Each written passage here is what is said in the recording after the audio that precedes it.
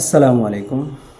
আমরা আজকে খুব গুরুত্বপূর্ণ একটা বিষয় আলোচনা করব, সেটা হচ্ছে যে রুকইয়া বা রুকিয়া যদি কেউ গ্রহণ করে সে কি ৭০,০০০ বিনা হিসেবে জান্নাতের মধ্যে অন্তর্ভুক্ত থাকতে পারবে কিনা। তো আমরা হাদিস থেকে যেটা পাই যে হাদিসে বলা হয়েছে যে ৭০,০০০ বিনা হিসেবে জান্নাতে যাবে, তাদের মধ্যে একটা বৈশিষ্ট্য দেওয়া হয়েছে যে বিনা হিসেবে জান্নাতে যাবে যারা ঝাড়ফুঁক চায় না, জ্বলন্ত লোহার সেক দেওয়ার চিকিৎসা গ্রহণ করে না এবং অশুভ লক্ষণ নেয় না। তো এই হাদিস দ্বারা কি বৈধ ঝাড়ফুঁককে কি বোঝায় নাকি অবৈধ ঝাড়ফুঁককে বোঝানো হয়েছে, এটা নিয়ে আমরা আজকে দালিলিক আলোচনা করব। প্রথমেই আমরা হাদিসটার দিকে লক্ষ্য করি যে হাদিসে কি বলা হয়েছে। প্রথমে আমরা হাদিসটার দিকে তাকাই। হাদিসটাতে বলা হয়েছে যে রাসূল ইসলাম বলেছেন যে বিনা হিসেবে জান্নাতে যাবে ৭০,০০০ মানুষ যারা ঝাড়ফুঁক চায় না, জ্বলন্ত লোহার স্যাক দেওয়ার চিকিৎসা গ্রহণ করে না এবং অশুভ লক্ষণ নেয় না। তো এইখানে দেখেন যে আমরা ঝাড়ফুঁকের কথাটা পরে বলি, এখানে আরও দুইটার বিষয় বলা হয়েছে যে জ্বলন্ত লোহার স্যাক দেওয়ার চিকিৎসা গ্রহণ করে না, এটা নিঃসন্দেহে হারাম চিকিৎসা। অশুভ লক্ষণ নেয় না, এটাও নিঃসন্দেহে ইসলামে হারাম চিকিৎসা। এখন রুকাইয়া হচ্ছে দুই প্রকার, একটা হচ্ছে বৈধ রুকাইয়া আর একটা হচ্ছে হারাম রুকাইয়া বা অবৈধ রুকাইয়া। তো এই হাদিসে যে দুইটা লক্ষণ বলা হয়েছে এটা স্পষ্ট হারাম, এটার কোনো হালাল নাই। যে অশুভ লক্ষণ আর হচ্ছে জ্বলন্ত লোহার সাক, এটা নিঃসন্দেহে হারাম। এখন দুইটা হারামের সাথে একটা হালাল থাকবে আর সেই হালালের বিধান একই হবে, যে যারা হারাম চিকিৎসা গ্রহণ করবে এবং হালাল চিকিৎসা গ্রহণ করবে তারা একইভাবে ৭০,০০০-এর মধ্যে থাকবে, মানে ৭০,০০০-এর মধ্যে থাকবে না, এটা হইতে পারে না। তাহলে আমরা এই হাদিস থেকে আমরা বুঝ নিব যে যেহেতু এখানে ঝাড়ফুঁকের কথা হয়েছে সেটা হচ্ছে অবৈধ ঝাড়ফুঁক। অবৈধ ঝাড়ফুঁক। এখন বিষয় হচ্ছে যে অবৈধ ঝাড়ফুঁক এর তো প্রমাণ লাগবে যে এখানে অবৈধ ঝাড়ফুঁক বলা হয়েছে, এর বহু প্রমাণ আছে। এর বহু প্রমাণ বলতে আপনি প্রথমে হাদিসটার দিকে তাকান, যেখানে আমরা স্পষ্টই বললাম যে এখানে অবৈধ ঝাড়ফুঁক উদ্দেশ্য। এখন অবৈধ ঝাড়ফুঁক উদ্দেশ্য কীভাবে আমরা বুঝবো? এখন আমাদের যাইতে হবে রাসূল ইসলামের দিকে, সাহাবীদের দিকে, যে তারা আসলে কোন ধরনের ঝাড়ফুঁক করছেন বা তারা আরও হাদিসে ঝাড়ফুঁকের ব্যাপারে কি বলা হয়েছে। তাহলে আমরা আরও একটা হাদিসের দিকে চলে যাই। আমরা আর একটা হাদিসের দিকে লক্ষ্য করি, সুনান ইবনে মাজার ৩৫৪৮ নম্বর হাদিস। সেখানে সাহাবী রাসূল ইসলামের কাছে এসে বললেন, রাসূল ইসলাম বললেন, আমি সংক্ষেপে বলছি যে আবুল আসের পুত্র নাকি? আমি বললাম ইয়া রাসূলুল্লাহ। তিনি জিজ্ঞেস করেন তুমি কেন এসেছো? আমি বললাম হে আল্লাহ রসুল, নামাজের মধ্যে আমার সামনে কিছু বাধা আসে, ফলে আমি বলতে পারি না যে আমি কত রাকাত পড়েছি। তিনি বললেন এটা শয়তান, আমার নিকটে আসো। আমি তার নিকটে এসে গেড়ে বসলাম। রাবি বলেন তিনি নিজ হাতে আমার বুকে মৃদু আঘাত করলেন এবং আমার মুখে লালা দিয়ে ৩বার বললেন আল্লাহর শত্রু ভেগে যাও, আল্লাহর শত্রু ভেগে যা। অতঃপর তিনি বলেন যাও নিজের কাজে যোগ দাও। উসমান রাদিয়াল্লাহু বললেন আমার জীবনের শপথ, এরপর থেকে শয়তান আমার অন্তরে আর তালগোল পাকাতে পারেনি। এখানে সাহাবী কিন্তু রুকাইয়া নিয়েছেন রাসূল ইসলামের কাছ থেকে। রাসূল ইসলামের কাছে এসে তার সলাতে যে বাধা দেয় সেটার কথা বললেন, রাসূল ইসলাম তাকে ঝাড়ফুঁকের মাধ্যমে এই সমস্যা দূর করে দিলেন। এখন এইখানে বিষয় হচ্ছে সাহাবীরা কি এই বৈধ ঝাড়ফুঁকের ক্ষেত্রে এই উসুলটা বলেছিলেন, হে আল্লাহ রসুল আপনি আমাকে ঝাড়ফুঁক করবেন না, কারণ বৈধ ঝাড়ফুঁক করলেও ৭০,০০০-এর মধ্যে আমরা অন্তর্ভুক্ত হব না? নাউজুবিল্লাহ, সাহাবীরা এটা করেননি। সাহাবীরা নিজেরা রুকিয়া করেছেন, আল্লাহ রসুল ইসলামেরও রুকিয়া, আল্লাহ রসুল ইসলাম নিজেও রুকিয়া করেছেন, সাহাবীরাও করেছেন। যদি জান্নাতে যাওয়ার ব্যাপারে সবচেয়ে অগ্রগামী হচ্ছে রাসূল সাল্লাল্লাহু আলাইহি ওয়াসাল্লাম এবং তার সাহাবীগণ, তারা যেহেতু বৈধ রুকায়ার ব্যাপারে কোনো আপত্তি করেননি, সেহেতু আমরাও কোনোভাবে বলতে পারি না যে বৈধ রুকায়া করলে ৭০,০০০ জনের মধ্যে বিনা হিসেবে জান্নাতে যাবে না। প্রথম কথা, যদি আপত্তি করি তাহলে তো সাহাবীদের উপর এই বিষয়গুলো চলে আসে, যে কোনো একটা হাদিস এরকম আমরা পাই না যে হাদিসে সাহাবীরা বলছেন যে আমরা বৈধ রুকায়া এই জন্য করবো না যে বৈধ রুকায়া করলে ৭০,০০০ বিনা হিসেবে জান্নাতে যেতে পারবো না। তারা নিজেরা রুকায়া করেছেন এবং অন্যকেও করিয়েছেন এবং এই ব্যাপারে তারা কোনো নিষেধাজ্ঞা দেননি। নিষেধাজ্ঞা দিয়েছেন কিসের ব্যাপারে? অবৈধ ঝাড়ফুঁকের ব্যাপারে। তো আমরা এই হাদিস থেকে প্রমাণ পাই যে সাহাবীকে আল্লাহ রাসূল ইসলাম নিজে রুকায়া করেছেন, অর্থাৎ এ দ্বারাই বোঝা যায় যে ওই হাদিসটা এখানে অবৈধ ঝাড়ফুঁকের কথা বলা হয়েছে। যারা অবৈধ ঝাড়ফুঁকের আশ্রয় নিবে তারা ৭০,০০০ বিনা হিসেবে জান্নাতের মধ্যে অন্তর্ভুক্ত হবে না। এখন আমরা আরো একটা হাদিসের দিকে চলে যাই। এখানে রাসূল ইসলাম নিকট গিয়ে ইসলাম গ্রহণ করেছেন। তো গ্রহণ করার পরে এক পাগল ছিল যাকে লোহার শিকলে বাঁধা ছিল। তো এখানে একজন সাহাবী তাকে রুকাইয়া করেছেন। রুকাইয়া করার পর সাহাবী বলছেন যে অতঃপর আমি সূরা ফাতিহা পড়ে তাকে ফুঁক দিলাম, সে সুস্থ হয়ে গেল। অর্থাৎ পাগল রোগী, সে সুস্থ হয়ে গেল। তারা আমাকে ১০০টি বকরি দিল।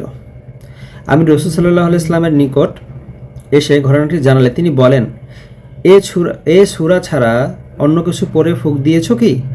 মুসাদ্দাদ অন্যত্র বলেন, এ সূরা ছাড়া অন্য কিছু বলেছো কি? আমি বললাম না। তিনি বলেন, তবে এই উপহার নিতে পারো। আমার জীবনের কসম, রাসূল সাল্লাল্লাহু আলাইহি ওয়াসাল্লাম বলছেন যে আমার জীবনের কসম, লোকেরা বাতিল মন্ত্র পড়ে রোজগার করে, মানে কি শিরক কুফরি দ্বারা এই রুকায়া করে রোজগার করে, আর তুমি তো সত্য ঝাড়ফুঁক দ্বারা রোজগার করেছো।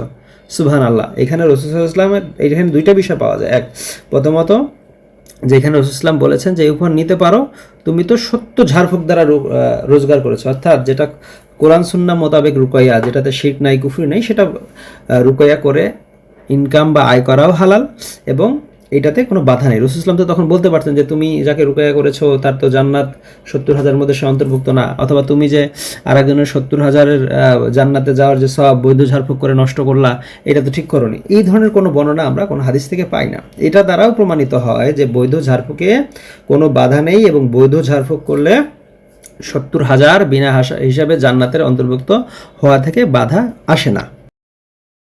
একটি বর্ণনার দিকে তাকাই, যেখানে রাসূল সাল্লাল্লাহু আলাইহি ওয়াসাল্লামের কাছে রাসূল সাল্লাল্লাহু আলাইহি ওয়াসাল্লাম সফরে ছিলেন, তখন এক মহিলা আসলেন এবং একটা ছেলে ছিল। তখন রাসূল সাল্লাল্লাহু আলাইহি ওয়াসাল্লামের কাছে বললেন যে আমার এই ছেলেটার উপর প্রত্যেক দিন 3 বার করে শয়তান আসর করে। আসর করে মানে ভর হয়। বর্ণনাকারী বললেন, তখন তিনি ছেলেটিকে তুলে নিলেন এবং তাকে তার এবং উটের পিঠে বসানো গদি সামনের অংশে মাঝে বসালেন। অতঃপর রাসূল সাল্লাল্লাহু আলাইহি ওয়াসাল্লাম বললেন যে আল্লাহর দুশমন দূর হ। আমি রাসূল সাল্লাল্লাহু আলাইহি ওয়াসাল্লামের আল্লাহর দুশমন দূর হ, আমি আল্লাহ রাসূল সাল্লাল্লাহু আলাইহি ওয়াসাল্লাম, এই কথাটি তিনি 3 বার বললেন। তো এই 3 বার বলার পর যখন রাসূল সাল্লাল্লাহু আলাইহি ওয়াসাল্লাম ওই সফর থেকে ফিরে যাচ্ছিলেন, তখন সফর শেষে ওই মহিলাটি এসে বললেন যে তার ছেলেটি ছিল, তার সাথে ছেলেটি ছিল, দুটি মেষ ছিল যেগুলো সে হাঁকিয়ে আনছিল।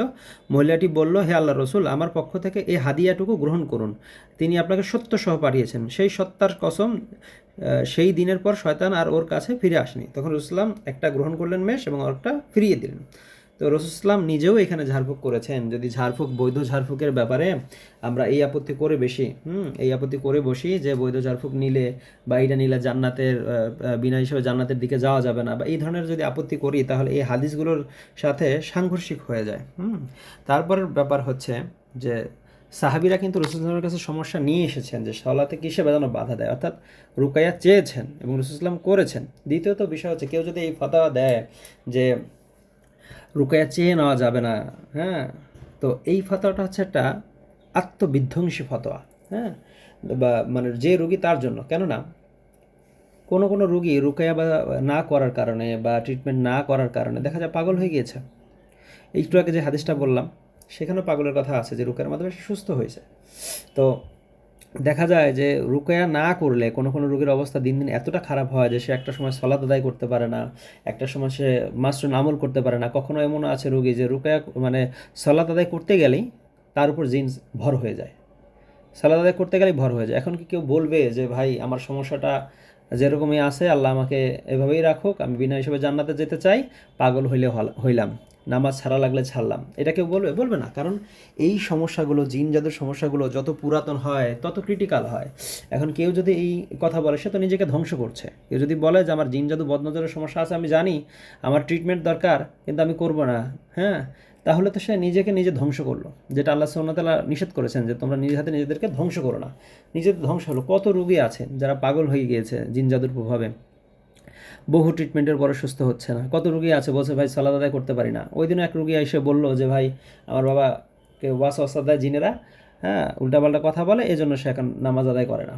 তো এখন ওই রোগী যদি বলে যে আমি বিনা হিসেবে জান্নাতে যাই, জন্য নামাজ না পড়লেও বা রুকায়া করবো না আমি, হ্যাঁ, তাহলে তো এটা তো আসলে আত্মবিধ্বংসী ছাড়া কিছু না।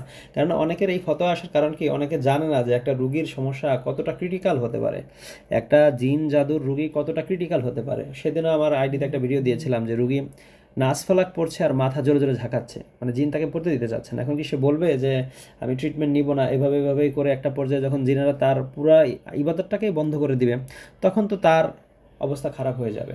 তো এরপরে দেখা যাক যে সাহাবিরা এই যে কখনোই বলেন নাই যে আমরা রুকায়া নিব না, আমরা জান্নাতে বিনা হিসেবে যেতে চাই। তো এই যে যদি কেউ এই উসুলটা তৈরি করে যে সাহাবিরা রুকায়া বা রুকায়া করলে 70,000, বৈধ রুকায়া করলে 70,000-এর মধ্যে যাওয়া যাবে না, এর পক্ষে কোনো বর্ণনা নাই। প্রথম কথা, এই বুঝটা যে ভুল, এর সবচেয়ে বড় প্রমাণ হচ্ছে সাহাবী ও রাসূল সাল্লাল্লাহু আলাইহি ওয়াসাল্লাম রুকায়া করেছেন।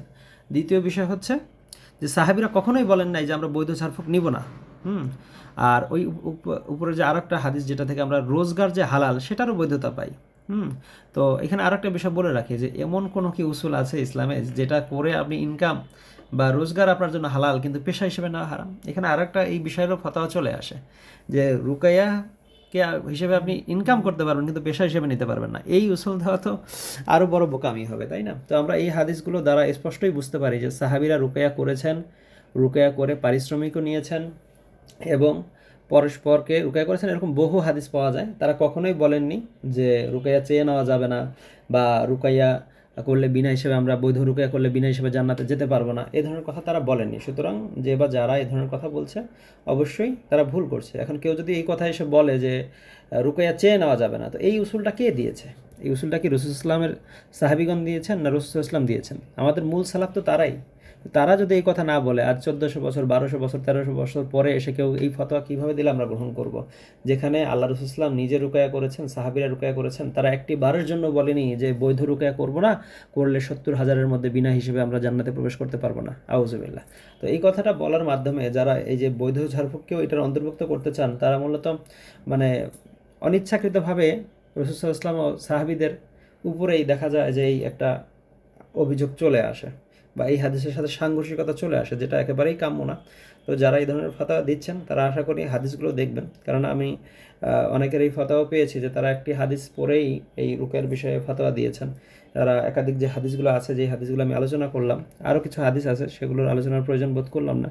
তো আশা করি তারা এই বিষয়গুলোকে গুরুত্ব সহকারে দেখবেন এবং রুকায়াটা যে অত্যন্ত জরুরি এক মানুষের জন্য, এটা তারা আশা করি বুঝতে পারবেন। হয়তো তারা ক্রিটিক্যাল রোগীর দেখেন নাই কখনো বা জানেন না যে একটা রোগীর অবস্থা কোন পর্যায়ে যায়। যদি এই পর্যায়ে যায় তখন মানুষ বুঝতে পারে বাস্তব অভিজ্ঞতা এক জিনিস, আর মানে না বুঝে না দেখে ফাতোয়া দিয়ে ফেলা আর এক জিনিস।